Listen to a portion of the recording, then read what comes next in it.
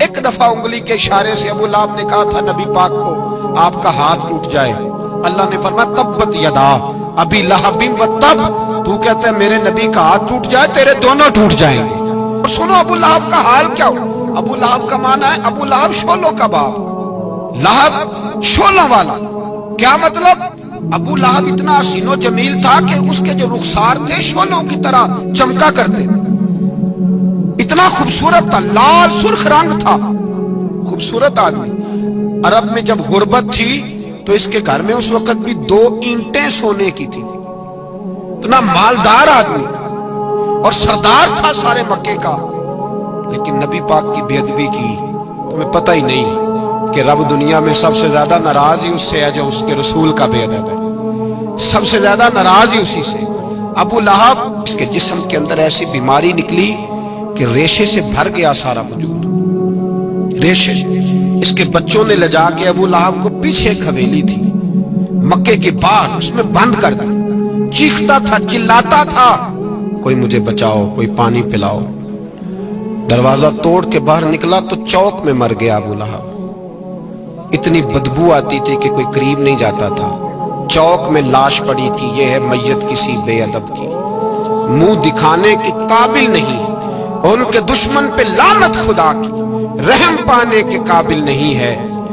چوک میں لاش پڑی ہے، تبت یدا ابی لہب و تب، چوک میں پڑی ہوئی ہے، کوئی قریب نہیں جاتا۔ اس کے بیٹوں سے لوگ جا کے کہنے لگے تمہارا باپ تھا، شرم کرو۔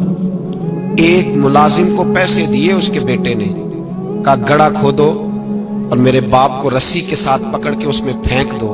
ایک گڑھا کھودا مکے کی گلی میں اور رسی کے ساتھ پکڑ کر، رسی کے ساتھ باندھ کر اس کی ٹانگ کو گھسیٹ کر اس گڑھے میں ڈال دیا، اوپر سے مٹی ڈال دی، بدبو کا وہ ڈھیر بند کر دیا۔ ابو لہب مکے کا سردار تھا، پر جانے کہاں مردود دفن ہے۔ لیکن میانی صاحب کے قبرستان میں جاؤ، میانی صاحب کے قبرستان میں وہ علم الدین جسے اپنا نام بھی نہیں لکھنا آتا تھا، ہزاروں لوگ روزانہ اس کی قبر پہ کھڑے ہوتے ہیں اور رسول اللہ کی نعتیں سناتے ہیں۔ جا کے دیکھو تو صحیح، منظر کتنا بدل گیا۔ اور جب غازی علم دین شہید کا جنازہ اٹھا تو امیر ملت پیر جماعت علی شاہ صاحب کی چیخ نکل گئی، اور ڈاکٹر اقبال رونے لگے اور قائد اعظم تڑپنے لگے، منتیں کرتے تھے محمد علی جناح کہ یارو تھوڑے پیچھے تو ہٹو، میرا بھی دل کرتا ہے میں بھی ذرا اسے کندھا دے لوں، ذرا پیچھے تو۔ محمد علی جناح جیسے لوگ تڑپتے تھے، اور جب قبر میں اترنے کی باری آئی تو ڈاکٹر اقبال نے ہاتھ باندھے، کہنے لگا او دوستو اقبال پہ تھوڑا رحم کھاؤ، اسے میرے ہاتھوں پہ رکھو، قبر میں اتار دیتا۔ اور کی محمد سے فاتون نے تو ہم تیرے، یہ جہاں چیز ہے کیا لوح و قلم تیرے ہیں۔